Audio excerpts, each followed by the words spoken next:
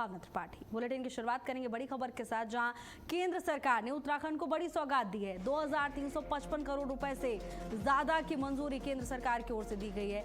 SASCI योजना के तहत मंजूरी मिली है। उत्तराखंड को 2355.54 करोड़ रुपए की स्वीकृति दी गई है। अब SASCI योजना के तहत 71.94 करोड़ रुपए की मंजूरी दे दी गई है। प्राइड ऑफ हिल्स योजना से 2283.60 करोड़ रुपए वित्त वर्ष 2026-27 में अब तक ये बड़ी सहायता दी गई है।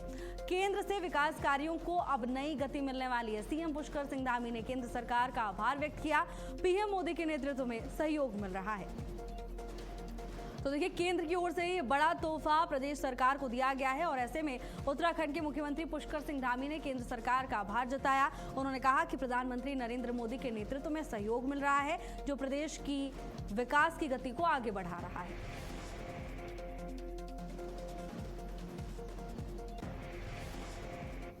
वहीं मुख्यमंत्री पुष्कर सिंह धामी से मुख्यमंत्री आवास में सपना राणा ने मुलाकात की। सपना राणा को राज्य सरकार की मुख्यमंत्री कौशल उन्नयन एवं वैश्विक रोजगार योजना के तहत जर्मन भाषा का प्रशिक्षण दिया गया था, जिसे उन्होंने सफलतापूर्वक पूरा कर लिया है। अब इसके बाद उनका चयन जर्मनी के हैम्बर्ग शहर स्थित शॉन क्लिनिक हॉस्पिटल में नर्स के पद पर हो गया है, जहां उन्हें लगभग 3060 ब्यूरो करीब 3.30 लाख रुपए हर महीने वेतन मिलेगा। मुख्यमंत्री ने कहा कि राज्य सरकार युवाओं को विदेशों में रोजगार के अवसर दिलाने के लिए लगातार प्रयास कर रही है और इस योजना के तहत युवाओं को जापान और जर्मनी के लिए भाषा का प्रशिक्षण भी दिया जा रहा है। अब तक करीब 65 युवा जापान में रोजगार प्राप्त कर चुके हैं। सपना राणा टिहरी गढ़वाल की रहने वाली हैं और साथ ही उन्होंने अपनी शिक्षा नवोदय विद्यालय पोखाल और स्टेट नर्सिंग कॉलेज देहरादून से पूरी की है। इस मौके पर कैबिनेट मंत्री सौरभ बहुगुणा और साथ ही सचिव सी रविशंकर भी मौजूद रहे। तो तस्वीर आपको दिखा रहे हैं, जहां टिहरी की बेटी अब जर्मनी में नर्स के पद पर कार्यरत रहेंगी और उन्हें बेहतर वेतन भी मिल रहा है। ऐसे में उन्होंने उत्तराखंड के मुख्यमंत्री पुष्कर सिंह धामी से मुलाकात की है। इस दौरान तमाम दिग्गज भी मौजूद रहे। तस्वीरों में कैबिनेट मंत्री सौरभ बहुगुणा और साथ ही सचिव सी रविशंकर मौजूद नजर आ रहे हैं। उत्तराखंड के मुख्यमंत्री पुष्कर सिंह धामी ने कहा कि प्रदेश सरकार लगातार इस बात को लेकर प्रतिबद्ध है और कार्यरत है कि युवाओं को विदेशों में भी रोजगार मिल सके।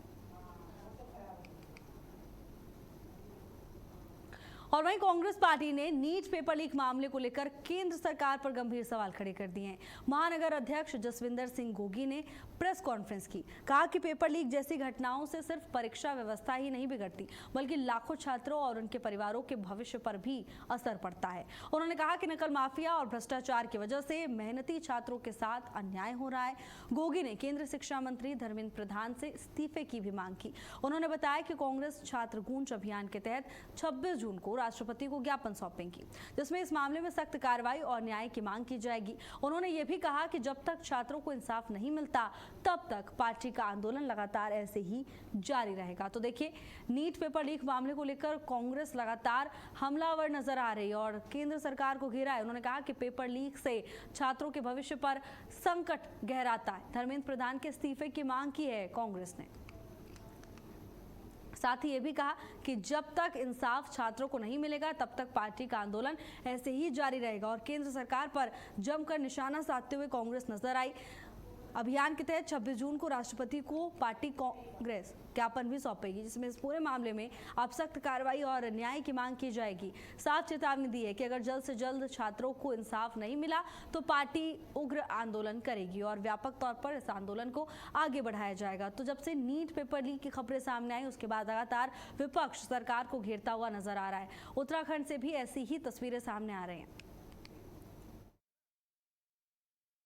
देखिए, ये दुर्भाग्य है कि जो प्रश्न हमारे साथी पूछते हैं कि परीक्षा पेपर लीक हुआ है, तो जिस संस्थान में हुआ है, जिस सरकार से हुआ है, ये प्रश्न उनको पूछना चाहिए जो पेपर लीक हुआ है कि इसमें आप कैसे इनको रोकेंगे। जो पेपर लीक का जो नेटवर्क है नकल माफियों का, इसको कैसे तोड़ेंगे। अभी हाल में ये जो हाकम सिंह वाला जो किस्सा आपने अभी जो पेपर लीक में जिनका नाम आया, उसके बाद वो रिहा हो चुका है सरकार की कमजोर पैरवी के कारण। ये प्रश्न आपको सरकार से पूछना चाहिए कि आप कैसे जो पेपर लीक हो रहे हैं आप इनको कैसे रोकेंगे। हम तो अपनी बात रख ही रहे हैं, पूरा देश देख रहा है कि कैसे बच्चे आत्महत्या कर रहे हैं। और जब एक परीक्षा लीक होती है, जैसे मैंने बताया कि उसमें सिर्फ वो पेपर लीक नहीं होता, उसमें हजार लाखों लोगों के सपने टूटते हैं। और वहीं देहरादून में मतदाता सूची के विशेष गहन पुनरीक्षण कार्य के दौरान बूथ लेवल अधिकारी के साथ हुई अभद्रता की घटना पर अब मुख्य निर्वाचन अधिकारी ने सख्त रुख अपना लिया है। उन्होंने साफ कहा कि सभी जिला निर्वाचन अधिकारियों को ये निर्देश दे दिए हैं, ऐसे मामलों में किसी भी तरह की लापरवाही ना बरती जाए, असामाजिक तत्वों के खिलाफ कड़ी कार्रवाई की जाए। मुख्य निर्वाचन अधिकारी डॉक्टर BVRC पुरुषोत्तम ने कहा कि प्रदेश में इन दिनों मतदाता सूची का विशेष पुनरीक्षण कार्य चल रहा है, जिसमें BLO और फील्ड स्टाफ पूरी मेहनत से काम कर रहे हैं। ऐसे में उनके साथ बदसलूकी की घटनाएं उनके मनोबल को कमजोर करती हैं। उन्होंने प्रदेश के लोगों से अपील की है कि वो इस अभियान में BLO और अन्य कर्मचारियों का पूरा सहयोग करें, ताकि काम समय पर पूरा हो और सही तरीके से काम पूरा हो जाए। काम में किसी तरह की कोई बाधा नहीं आनी चाहिए।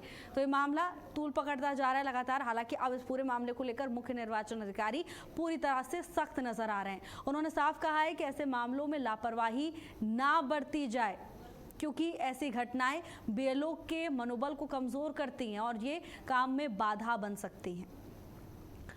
तो प्रदेश में SIR का काम चल रहा है। BLO और फील्ड स्टाफ पूरी मेहनत से काम कर रहे हैं। उनका कहना है कि लगातार मेहनत कर रहे BLO जब इस तरह की घटना का शिकार होते हैं तो उनका मनोबल टूट जाता है और उनके मनोबल को ऐसी घटनाएं कमजोर कर देती हैं। प्रदेश के लोगों से साफ अपील की है कि इस अभियान में BLO और अन्य कर्मचारियों का पूरा सहयोग करें, जिससे समय रहते और सही तरीके से ये काम पूरा हो सके।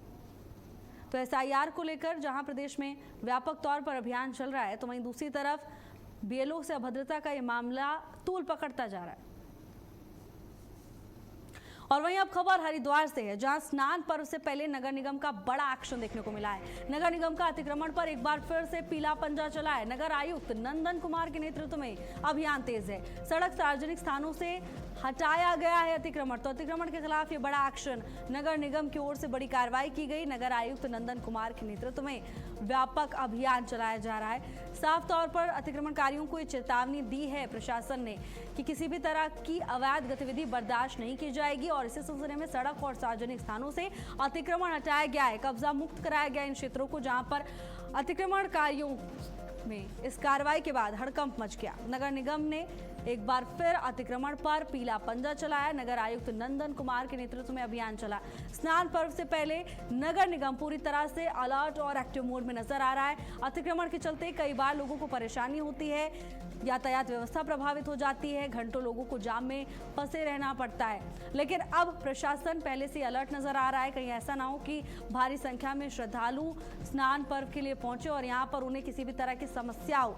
और इसी को लेकर प्रशासन का ये पूरा प्लान ऑफ एक्शन तैयार है। सड़क और सार्वजनिक स्थानों से अतिक्रमण हटाया गया।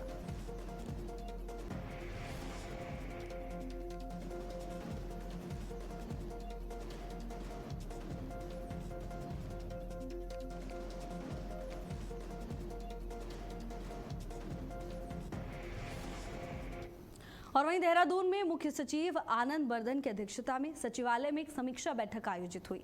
ये बैठक आगामी अगस्त 2026 में सुप्रीम कोर्ट नई दिल्ली में होने वाली विशेष लोक अदालत की तैयारियों को लेकर बुलाई गई। बता दें कि बैठक में राज्य की ओर से रखे जाने वाले लंबित मामलों की स्थिति और उनके निस्तारण पर चर्चा की गई है। अब जानकारी दी गई कि उत्तराखंड से कुल 199 मामले इस विशेष लोक अदालत के लिए चिन्हित किए गए हैं, जिनमें दीवानी, फौजदारी, बैंकिंग, उपभोक्ता विवाद, पारिवारिक विवाद, श्रम कानून, भूमि अधिग्रहण और अन्य कई प्रकार के मामले शामिल हैं। मुख्य सचिव ने सभी संबंधित विभागों को ये निर्देश दिए हैं कि इन मामलों को गंभीरता से अध्ययन किया जाए और आपसी समझौते के आधार पर इन्हें जल्द से जल्द निपटाने की कोशिश की जाए। उन्होंने कहा कि विभागों को नियमित समीक्षा करनी चाहिए, बेहतर समन्वय के साथ काम करना चाहिए ताकि ज्यादा से ज्यादा मामलों का समाधान हो सके और लोगों को लंबी कानूनी प्रक्रिया से राहत मिले। तो आपसी समझौते से विवाद निपटाने के बड़े निर्देश बैठक के दौरान दिए गए हैं। सुप्रीम कोर्ट विशेष लोक अदालत को लेकर तैयारियां तेज। 199 लंबित मामलों के निस्तारण पर बैठक में जोर दिया गया। मुख्य सचिव ने समीक्षा बैठक में ये तमाम जरूरी दिशा निर्देश दिए हैं। उन्होंने साफ कहा है कि विभागों को नियमित समीक्षा करनी चाहिए ताकि बेहतर समन्वय के साथ काम किया जाए और जनता की सुरक्षा में किसी भी तरह की लापरवाही बर्दाश्त नहीं की जाएगी। अधिक से अधिक मामलों का समाधान हो सके, लोगों को लंबी कानूनी प्रक्रिया से राहत मिले।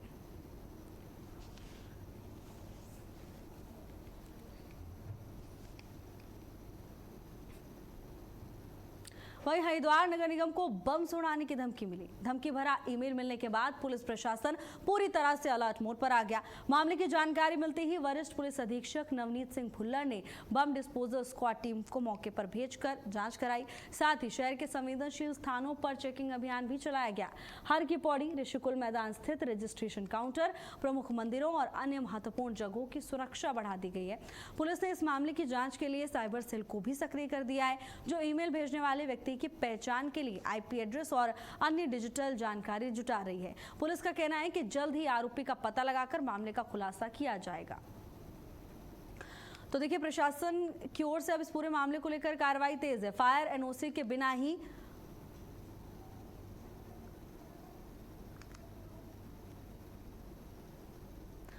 लखनऊ में हुए अग्निकांड के बाद हरिद्वार में भी अब फायर सेफ्टी को लेकर सवाल उठने लगे हैं। शहर में बड़ी संख्या में कोचिंग सेंटर, होटल और साथ ही अन्य व्यावसायिक इमारतें चल रही हैं, लेकिन इनमें से कई के पास अग्निशमन विभाग की फायर एनओसी नहीं है। ऐसे में अगर किसी इमारत में आग लग जाती है तो वहां लोगों की सुरक्षा और आग बुझाने के पर्याप्त इंतजाम नहीं होंगे। बड़े अग्निकांडों के बाद अब प्रशासन भी सक्रिय हो गया है। एसएसपी नवनीत सिंह ने अधिकारियों को सभी व्यावसायिक और सार्वजनिक भवनों का सेफ्टी ऑडिट करने के निर्देश दे दिए हैं, ताकि सुरक्षा व्यवस्था की जांच कर जरूरी कदम उठाए जा सके। तो अग्निकांड के बाद हरिद्वार में प्रशासन पूरी तरह से अलर्ट मोड पर नजर आ रहा है। फायर सुरक्षा को लेकर प्रशासन एक्शन मोड में दिखाई दे रहा है।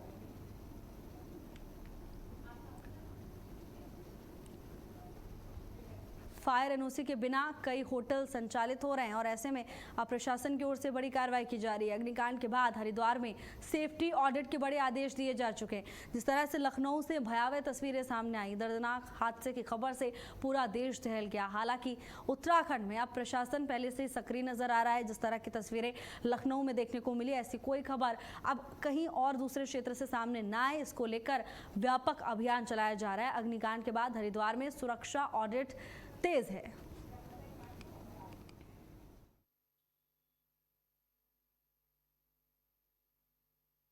जिस प्रकार अभी फायर सीजन चल भी रहा है, तो विगत में घटना जो देहरादून में हुई थी, उसके बाद से जितने हमारे यहाँ हॉस्पिटल्स हैं उनका दो बार हम लोग फायर सेफ्टी ऑडिट कर चुके हैं। इसके साथ साथ जो हमारे सिडकुल एरिया हरिद्वार में और भगवानपुर एरिया में जो फैक्ट्रीज हैं, इनके फायर हाइड्रेंट्स का प्रेशर और इनका फायर सेफ्टी ऑडिट करा है।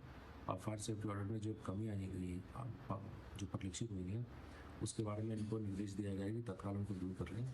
इसके अतिरिक्त जो कल की घटना है, उसके संदर्भ में जो मुख्य अग्निशमन अधिकारी हमारे चीफ CFO साहब यहाँ के हरिद्वार के, उनको उनकी टीम को सारे फायर स्टेशन को बोला गया है कि जो हमारे कोचिंग संस्थान हैं, व्यावसायिक प्रतिष्ठान है और ऐसे स्थान जहाँ पे भीड़ भाड़ होती है, वहाँ पे जो है अग्निशमन के क्या संसाधन उपलब्ध हैं और उनको ऑगमेंट करने की क्या आवश्यकता है, उसके संबंध में इनको निर्देशित किया गया है। और वहीं रुड़की के नगला इमरती गांव में हाईवे के पास कथित रूप से करोड़ों रुपए मूल्य की भूमि पर भूमाफियाओं की ओर से कब्जा किए जाने के विरोध में सूरत सेवा दल के अध्यक्ष रमेश जोशी के नेतृत्व में सैकड़ों कार्यकर्ताओं ने ज्वाइंट मजिस्ट्रेट दीपक रामचंद्र सेठ के कार्यालय के बाहर जोरदार धरना प्रदर्शन किया। प्रदर्शनकारियों ने आरोप लगाया कि उत्तराखंड में भ्रष्टाचार अपने चरम पर है और इसमें चकबंदी विभाग के अधिकारियों की महत्वपूर्ण भूमिका निभा रही है। उन्होंने मामले की निष्पक्ष जांच कर दोषियों के विरुद्ध कार्रवाई की भी मांग की। इस संबंध में ज्वाइंट मजिस्ट्रेट दीपक रामचंद्र सेठ ने कहा, पूरे मामले की जल्द जांच कराई जाएगी और साथ ही भूमि को कब्जा मुक्त कराने के लिए आवश्यक कार्रवाई की जाएगी। तो देखिए, भूमाफियाओं के खिलाफ लोगों का गुस्सा देखने को मिला। हालांकि प्रशासन ने यह आश्वासन दिया है कि जल्द से जल्द कार्रवाई होगी।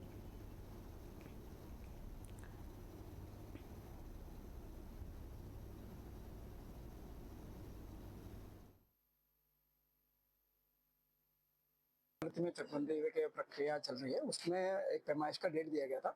उसमें कुछ कारण से पैमाइश नहीं हो पाई थी। उसका पैमाइश जल्दी करके सरकारी जमीन से कब्जा मुक्त करने के लिए डिमांड करके आज हमारे सूरत सेवा दल के सभी पदाधिकारी आज पहुंचे थे। उनके द्वारा एक ज्ञापन भी दिया गया कि उसको तुरंत खाली किया जाए until unless there is any legal court में प्रोसीडिंग है।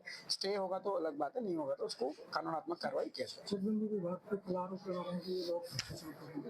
नहीं, इसमें कुछ कारण से, जैसे हमारा इलेक्शन का कारण था, जो सरकारी भूमि है उस पर भूमाफियाओं द्वारा कब्जा कर लिया जाता है और उस पर कई बार शासन और प्रशासन के द्वारा खाली कराने के आदेश भी कर दिए गए हैं। लेकिन जो भूमाफिया हैं वो बाज नहीं आ रहे हैं और वो अधिकारियों को भी पता नहीं क्या मतलब ऐसा समस्या क्रिएट कर दे रहे हैं। ऐसा कौन सा उनके पीछे हाथ है, ऐसा कौन सा उनके पीछे तंत्र है जो कि जो है पैमाइश के 3-4 बार आदेश होने के बाद में उस पर पैमाइश नहीं हो रही। तो आज इस पूरे घटनाक्रम पर हम जॉइंट मजिस्ट्रेट साहब से मिलने आए हैं। जॉइंट मजिस्ट्रेट साहब बहुत ईमानदार व्यक्तित्व हैं, बहुत अच्छे हैं, मजबूत व्यक्ति हैं और कामों को तत्काल प्रभाव से करते हैं। वहीं हरिद्वार में जिला अधिकारी मयूर दीक्षित के निर्देश पर परिवहन विभाग ने ई रिक्शा डीलरशिप के खिलाफ विशेष अभियान चलाया। सहायक संभागीय परिवहन अधिकारी निखिल शर्मा और साथी नेहा झा की टीम ने जगजीतपुर क्षेत्र की कई डीलरशिपों का निरीक्षण किया। जांच के दौरान ट्रेड सर्टिफिकेट, कर भुगतान और अन्य जरूरी दस्तावेजों की जांच पड़ताल की गई। इसमें गंभीर अनियमितताएं मिलने पर 3 डीलरशिप को तुरंत सील कर दिया गया है। 4 अन्य प्रतिष्ठान बंद पाए गए जिन पर नोटिस चस्पा कर दिया गया है और उनके संचालकों से अब स्पष्टीकरण मांगा गया है। विभाग ने कहा है कि बिना वैध कागजात के वाहन व्यवसाय करना नियमों का उल्लंघन है और आगे भी ऐसे मामलों को लेकर सख्त कार्रवाई लगातार जारी रहेगी। तो हरिद्वार में ई रिक्शा डीलरशिप को लेकर परिवहन विभाग पूरी तरह से एक्शन मोड में नजर आ रहा है। परिवहन विभाग का विशेष जांच अभियान देखने को मिला है और ऐसे में बड़ी कार्रवाई की गई है। 3 डीलरशिप को सील किया गया है, 4 को नोटिस भेजा जा चुका है। उन्होंने कहा कि बिना ट्रेड सर्टिफिकेट कारोबार नहीं किया जा सकता। देखिए, जिलाधिकारी महोदय के निर्देशों के क्रम में हमारे यहाँ जितने भी ई रिक्शा डीलर हैं उनकी जांच की कार्रवाई की गई थी। उनके डीलरशिप्स की उनके ट्रेड सर्टिफिकेट जांचे गए, उनके द्वारा जो एडवांस टैक्स पे किया जाता है वो जांचा गया, उनके यहाँ पे सेफ्टी मेजर्स लगे हुए हैं या नहीं लगे हुए हैं ये जांचा गया। इस क्रम में 2 जो ऐसे 3 इनफैक्ट जो डीलरशिप्स थे उनको सील किया गया और 4 डीलरशिप्स ऐसे थे जो कि हमारी कार्रवाई को देखते हुए उन्होंने शटर्स बंद कर दिए थे। तो उनकी शटर्स पे जो है वो नोटिस चस्पा किया गया कि वो अपना जो एडवांस टैक्स है और जितनी भी उनको फॉर्मेलिटीज करनी है उसको पूरा कर लें, अन्यथा वो जो ई रिक्शा की खरीद फरोख्त है वो नहीं कर पाएंगे। वहीं हरिद्वार पुलिस ने ऑपरेशन रिकवरी के तहत बड़ी सफलता हासिल की है। पुलिस ने CEIR पोर्टल की मदद से करीब 35 लाख रुपए कीमत के 104 खोए हुए मोबाइल फोन बरामद कर लिए हैं। अब ये मोबाइल फोन न केवल हरिद्वार बल्कि देश के कई अलग अलग राज्यों से रिकवर किए गए हैं। पुलिस टीम ने तकनीकी सहायता और लगातार ट्रैकिंग के जरिए इन मोबाइल फोन को ढूंढ निकाला। बरामद किए गए सभी मोबाइल उनके असली मालिकों को सौंप दिए गए, जिससे लोगों के चेहरे पर खुशी देखने को मिली। वहीं जो लोग अन्य राज्यों में रहते हैं उन्हें उनके मोबाइल फोन कोरियर के माध्यम से भेजे जाएंगे। पुलिस की इस कार्रवाई से आम जनता को बड़ी राहत मिली है और लोगों ने इस पहल की जमकर तारीफ की। तो देखिए, कई राज्यों से मोबाइल प्रशासन ने रिकवर किए हैं और उनके असल मालिकों को सौंप दिए, जिसके बाद लोगों के चेहरे पर खुशी देखने को मिली और ये उनकी इस कार्यशैली की सराहना करते हुए नजर आए। हरिद्वार में स्कूली बच्चों को पढ़ाई से जोड़े रखने के लिए प्रशासन ने मिशन ज्ञान गंगा की शुरुआत की है। इस मिशन के तहत शिक्षा से जुड़े रोचक और ज्ञानवर्धक रील्स, शॉर्ट वीडियो तैयार कर छात्रों को उपलब्ध कराए जा रहे हैं। ये वीडियो कंटेंट रुड़की स्थित जिला शिक्षा एवं प्रशिक्षण संस्थान के शिक्षकों की ओर से बनाया जा रहा है, जिसे कक्षा 3 से 12वीं तक के छात्र देख रहे हैं। अधिकारियों का कहना है कि इससे बच्चों का समय सही तरीके से उपयोग होगा, कठिन विषयों को समझना भी आसान होगा। CDO ललित नारायण मिश्र ने बताया कि इस पहल की सराहना नीति आयोग ने भी की है और इसके साथ ही जो छात्र मोबाइल पर ज्यादा समय बिताते हैं उन्हें भी अब पढ़ाई से जुड़ा उपयोगी कंटेंट मिल रहा है। तो देखिए, प्रशासन की ये कोशिश है कि बच्चे अपने समय का सदुपयोग करें, क्योंकि आजकल ज़्यादातर छात्र छात्राएं अपने मोबाइल फोन्स में व्यस्त रहते हैं और ऐसे में ये डिजिटल पढ़ाई का एक तरीका प्रशासन की ओर से खोज निकाला गया है। ये हरिद्वार में एक अभिनव प्रयोग किया गया है जो हमारा जिला शिक्षा प्रशिक्षण संस्थान रुड़की है टाइट, इसके माध्यम से हमने मिशन ज्ञान गंगा चलाया है। मिशन ज्ञान गंगा का कॉन्सेप्ट ये है कि जो कठिन विषय हैं और एग्जाम की दृष्टि से जो टॉपिक इम्पोर्टेंट है उस पर छोटी छोटी रील बनाई जाती है और छोटे छोटे शॉर्ट वीडियो बनाए जाते हैं। ये वीडियो उन्हीं के अध्यापकों द्वारा जो निर्धारित कोर्स है हमारे यहाँ का उस पर बनाए जाते हैं। तो इससे बच्चों को बहुत आसानी होती है, उनको एग्जाम में मदद मिलती है, क्योंकि यहीं के टीचर इसको बना रहे हैं, कोर्स भी यहीं का है, जो डाउट है वो भी क्लियरेंस एक तरह से उनका हो रहा है। तो इसको ज़्यादा लोकप्रियता मिल रही है। वहीं 25 जून को होने वाले निर्जला एकादशी स्नान को देखते हुए हरिद्वार पुलिस ने खास ट्रैफिक व्यवस्था तैयार की है। श्रद्धालुओं की सुविधा और शहर में यातायात को सुचारू रखने के लिए कई मार्गों पर डायवर्जन और पार्किंग की व्यवस्था की गई है। भारी वाहनों की एंट्री रात से ही शहर में बंद कर दी जाएगी, जिससे भीड़ और जाम की स्थिति ना बने। एसपी ट्रैफिक निशा यादव ने बताया कि पूरा ट्रैफिक प्लान पहले से तैयार किया जा चुका है। चौक चौराहों पर पुलिस की तैनाती भी की गई है। पुलिस का कहना है कि इस व्यवस्था का उद्देश्य श्रद्धालुओं को सुरक्षित और आसान आवागमन उपलब्ध कराना है।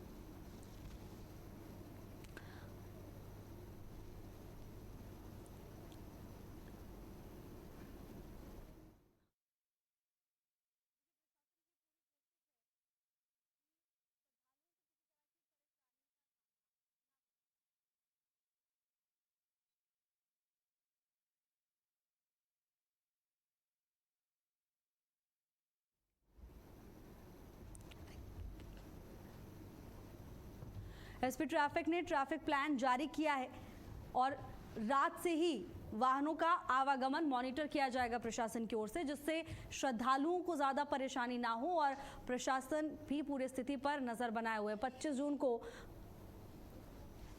लेकर ये तमाम तैयारियां की गई हैं। एसपी ट्रैफिक ने ट्रैफिक प्लान जारी कर दिया है। निर्जला एकादशी को लेकर प्रशासन की ओर से तमाम तैयारियां तेज हो चुकी हैं। 25 जून को भारी वाहनों की एंट्री पर रोक रहेगी।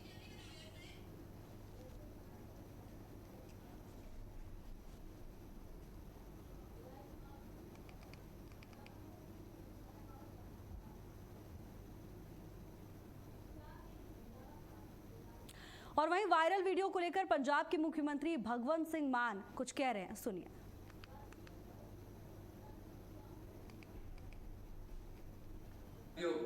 पिछले कुछ दिनों तो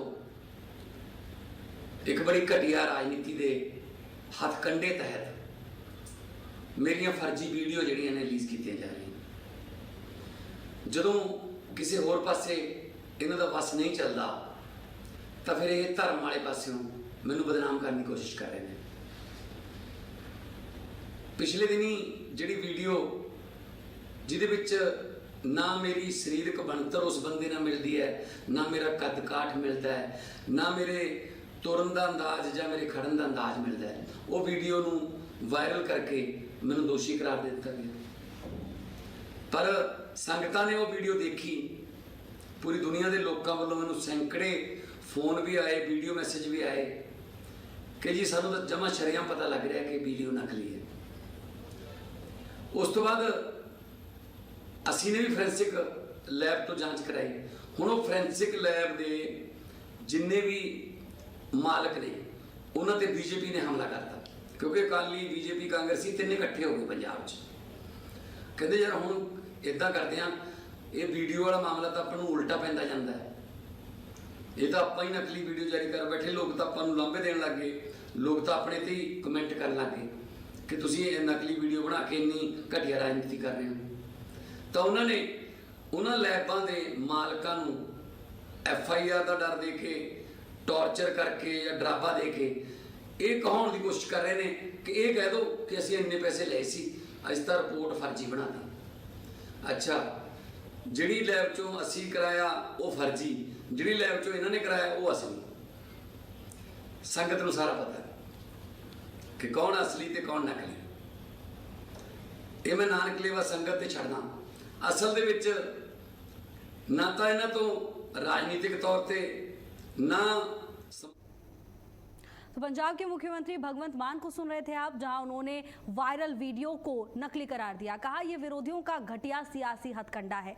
फिलहाल के इस बुलेटिन में मेरे साथ बस इतना ही। देश और दुनिया की तमाम बड़ी खबरों के लिए देखते रहिए भारत अपडेट। नमस्कार।